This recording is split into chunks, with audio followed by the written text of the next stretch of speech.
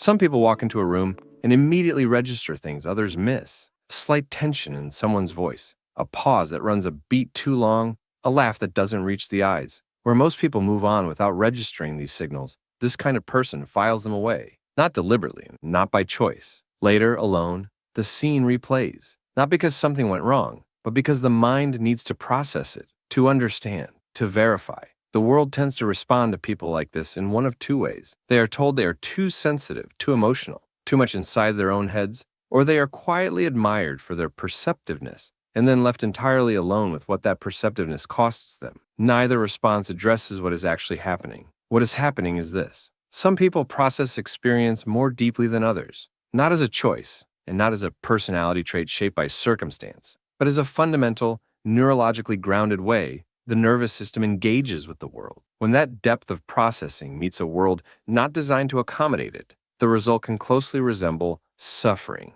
Elaine Aron, a research psychologist who spent decades studying personality and temperament, identified a trait she called sensory processing sensitivity. She estimated that between 15 and 30% of the population carries it. In these individuals, the brain does not simply receive information, it processes it across multiple levels at once. Subtle details that others filter out automatically arrive as full signals. Other people's emotions register with physical weight. Environments that most people experience as unremarkable can become genuinely overwhelming. This is not anxiety, though anxiety frequently accompanies it. It is not emotional weakness, though the cultural message is often difficult to distinguish from that. It is a difference in nervous system calibration. Aron's research found that this highly sensitive group, roughly a fifth of the population, accounted for nearly half of all therapy clients. Not because they are more damaged, but because the gap between how they experience the world and how the world is structured tends to generate real and sustained distress. The picture becomes more layered when that sensitivity is shaped by early difficulty. Someone who grew up in an environment where reading the room was a necessity, where a parent's mood could shift without warning, where emotional safety was conditional, where misjudging the situation had real consequences, develops a nervous system that adapts accordingly. It becomes hypervigilant. It runs a continuous background scan. What is this person feeling? Is something about to change? Is this safe? Clinical specialists describe emotional hypervigilance as a form of exhaustion that is difficult to convey to those who do not experience it because it does not register as a choice. It feels like a level of wakefulness others simply do not have access to.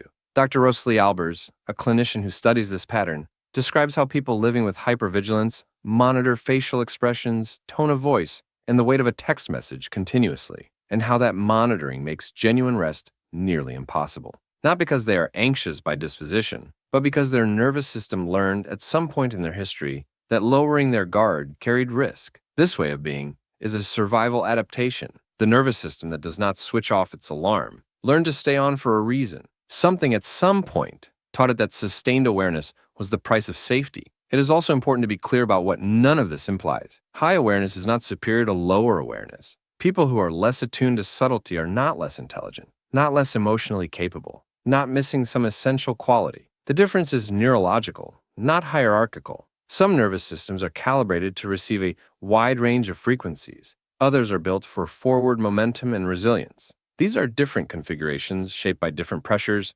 suited to different environments. The situation becomes more complex when self-awareness turns inward without resolution. Susan Nolan Hoeksema, one of the most influential researchers in the psychology of depression, spent years studying what happens when people habitually replay negative events, analyzing what occurred, what it meant, what it reveals about them. Her findings showed that this pattern, which she termed rumination, significantly increases the likelihood of developing depression and anxiety over time. A mind that processes deeply does not distinguish between beauty and pain. It applies the same intensity, the same layered attention, to both. This is the central tension. The same capacity that makes someone perceptive, genuinely skilled at reading people, understanding situations, and registering what others miss, is the same capacity that, without a counterweight, can become a closed loop. Psychologist Melanie McNally has observed that high self-awareness, without the tools to manage that awareness, leads reliably to anxiety and depression. Not because awareness is harmful, but because awareness alone is insufficient.